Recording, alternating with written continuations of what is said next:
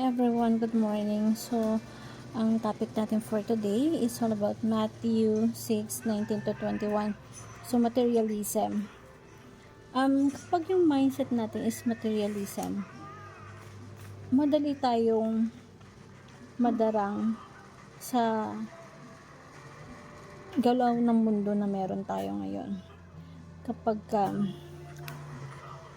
nakapokus ka sa materialism, mabigo ka lang o hindi mo lang makuha yung mga gusto mo, mga bagay-bagay na gusto mo makuha.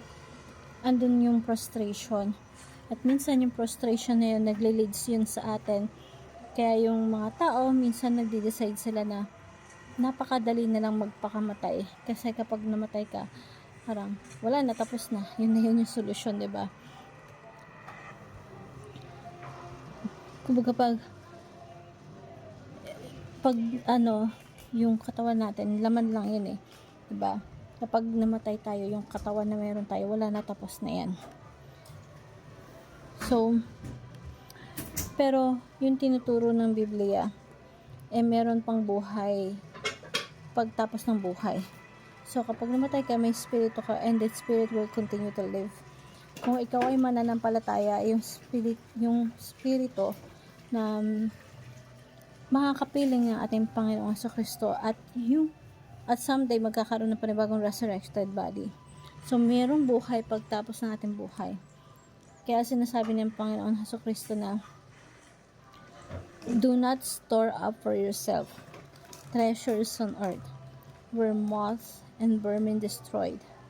So, and thieves break in and steal, but store up for yourselves treasures in heaven, where moth and vermin do not destroy, and where thieves do not break in and steal.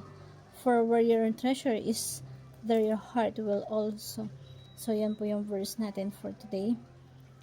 Sabi niya sa Tagalog, huwag tayo mag-imput ng kayamanan dito sa lupa. Kasi dito may naninirang insekto, kalawang, at may nakakapasok na magnanakaw. Sa halip mag-impok ng kayamanan sa langit.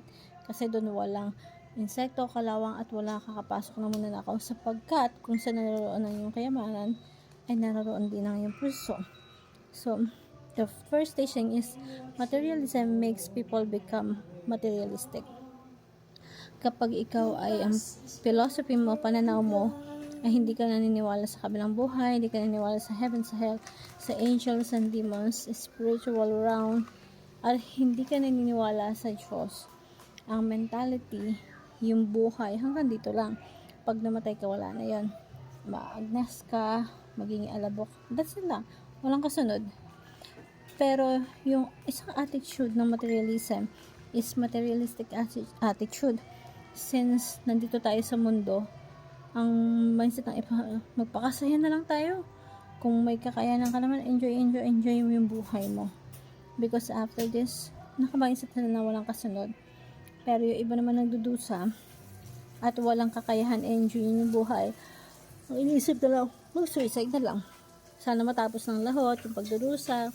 At kapag natapos to, kumbaga magkakaroon na ng nothingness, katahimikan, complete non-existence na sila. Wala nang alam, wala nang pakialam sa mundo, wala nang sakit, walang pagdurusa. Yan ang akala ng marami, diba? Na kapag tinapos mo yung buhay mo dito, tapos na, wala nang kasunod.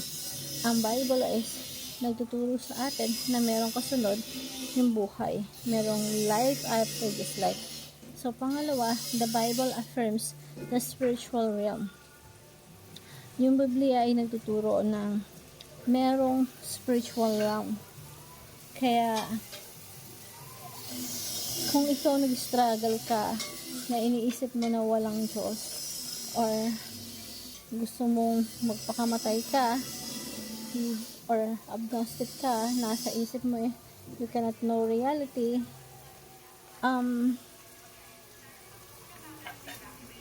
kaya you have to stick yung sa faith na tinuturo ng Biblia. Kasi dahil sa ating Panginoong Kristo yun.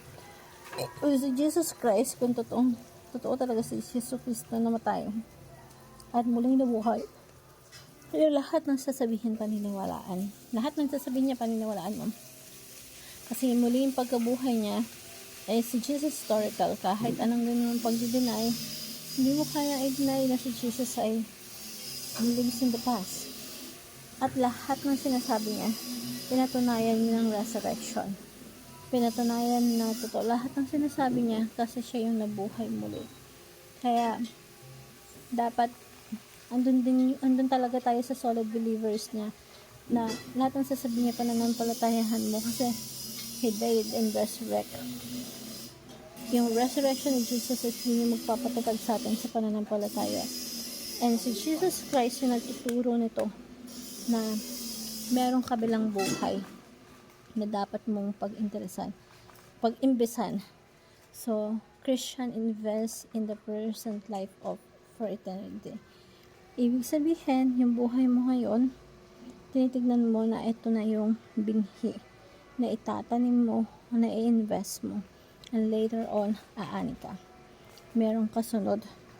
Yung buhay natin parang boto na huwag mong kainin, huwag mong i-consume na para bang hanggang dito na lang. Ang gawin mo, invest mo, itanim mo yung nalalaman mo kasi tutubo yan at magkakaroon ng maraming bunga yan.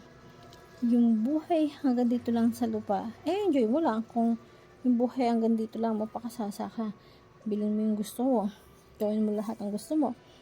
Pero hindi yun ang tinuturo ni Jesus sa Bible. May buhay na walang hanggan, may next life.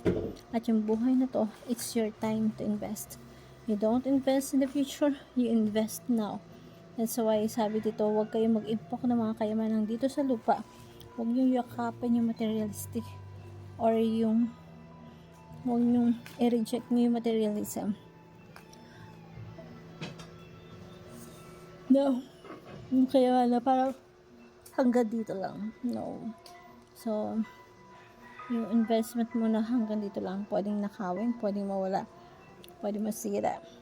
Pero yung iniimpok na kayamanan mo sa langit, walang kayang makasira na ito. Invest mo dun sa walang hanggan, sa langit kapilit ng Diyos. Sapagkat kung nasa nang yun ang kayamanan, andun din ang puso mo. Kung ang kayamanan ay nandito lang sa lupa, yung puso mo hanggang lupa lang din. So, nakatuon yung puso mo dito lang sa lupa. Pero yung kayamanan mo din sa langit, at nasa invest ka na invest, naglilikod sa Panginoon, nagsishare ka ng Ebanghelyo, ginagawa mo yung trabaho mo ng tama, at inaalay mo lahat ng mga activity mo sa Panginoon. Nagpapakabuti ka sa work mo, alang-alang sa Panginoon.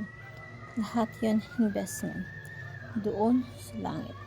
At kung investment kayamanan mo na doon sa langit, yung puso mo nakatuon doon sa langit is kung saan nasaroon yung kayamanan, doon yung puso mo, magandang i-invest na natin para sa langit. Hinitignan natin yung mundo na to na isang lugar kung saan ka mag-invest, gagamitin mo yung buhay mo dito sa mundo bilang paglilingkod sa ating Panginoon. Paglilingkod sa iglesia is investment for eternity. An application natin is reject materialism and materialistic attitude, discover your life purpose and live accordingly, and treat this present life as an investment for eternity. Hope you learned something. Thank you everyone, and God